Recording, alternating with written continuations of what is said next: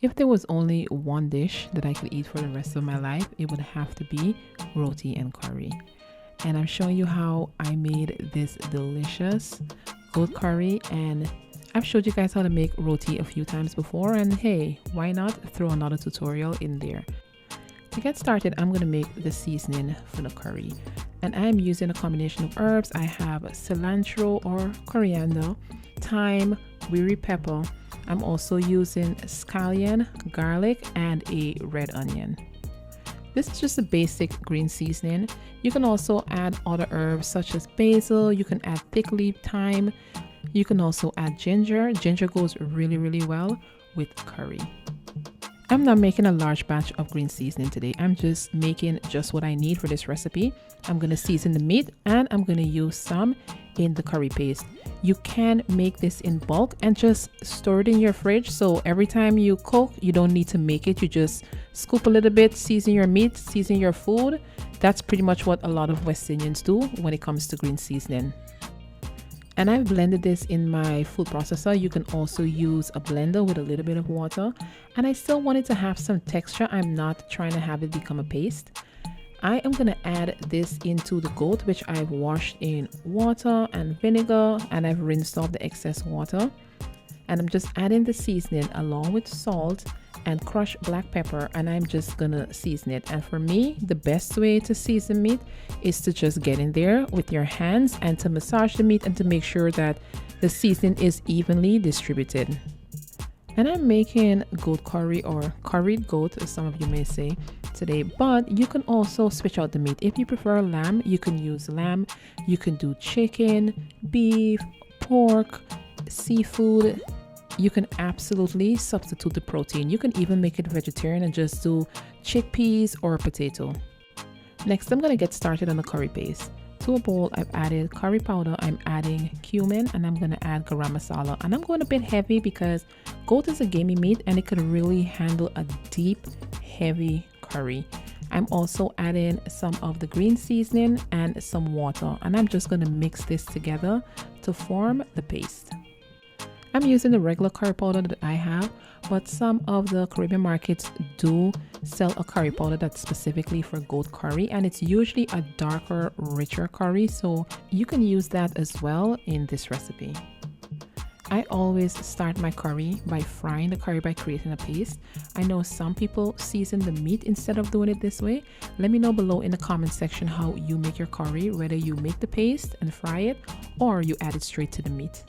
Now I'm going to fry the curry in hot oil, and I've added a generous amount of oil because I do want this to fry well. And I'm going to let this fry for about 5 minutes before adding the seasoned meat. Now I'm going to give it a good stir because I want to make sure that every piece of meat is coated in that curry paste. I'm not going to add any liquid at this point because I want the meat to fry, and in the process the meat is going to release its juices and then it's going to continue to cook in its own natural juices for about half an hour before there's a need for me to add water. As you can see, this is all just juice from the goat. Now once it's been cooking for a while, I am going to start to add the liquid and the remainder of the seasonings. I am adding bay leaf, 1 cinnamon stick. I've also added 2 chicken bouillon, and I am going to add water, and I'm adding enough liquid to completely cover the meat because this is going to cook for about an hour and a half or so because we need the goat to be tender. So this is a dish, unless you're going to use a pressure cooker, you need to be patient. Once the liquid has come to a boil, I'm going to cover it, lower the heat to a simmer, and just let it cook until it's tender. Then I'm going to get started on the roti. To a large bowl, I'm adding all-purpose flour and self-rising flour. Now I know whenever I share this recipe, I always get somebody asking me for the conversion using flour and baking powder, and there is one on my blog. I've also added salt to the flour, but the best roti you are going to make is going to be roti with a combination of self-rising flour and all-purpose flour. If you've never tried it before, you need to give it a try. I've added water to the flour mixture and I'm just working it in.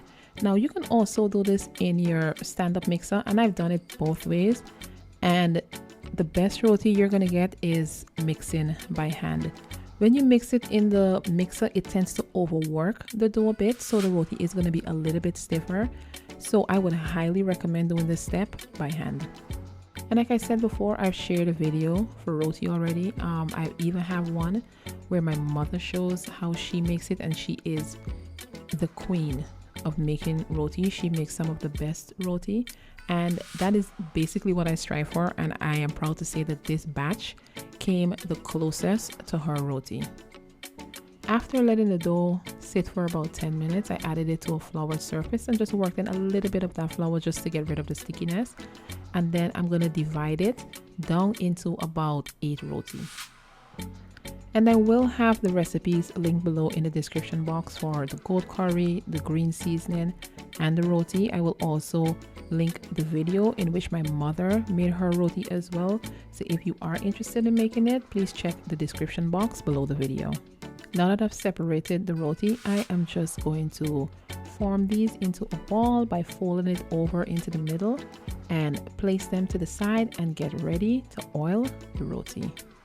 Out of all of the types of roti that's out there, this is my favorite that I've had, which is the paratha roti. I do love dalpuri and I do love aloo roti, but this is definitely my favorite. Next, I'm going to roll this out, and at this step, you don't have to pay attention to the shape of it because we're just rolling it out to oil it. And you want to roll this out as thin as possible. This is where this step is crucial to all the layers that you're going to get in the very end. So roll it out as thin as possible so you're going to create a lot of layers. The thinner you roll it out is the more flaky the roti is going to be. Now once I've rolled it out to its desired thickness, I am going to spread a combination of vegetable shortening and oil. You can also use ghee, of course. Some people like to use butter. Do you use oil shortening like I do? Ghee or butter? Let me know below in the comment section what you use to oil your roti. And I'm going to add this mixture and spread it all the way to the ends. I want to be sure to cover the entire surface. Once that's done, I am going to sprinkle a little bit of flour. Then I am going to cut it down the middle and roll it all the way around to form the shape. And this is how we're creating the layers of the roti.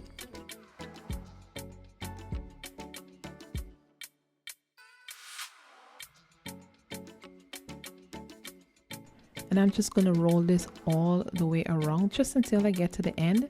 Then I'm going to take that loose end and I'm just going to tuck it in on one side.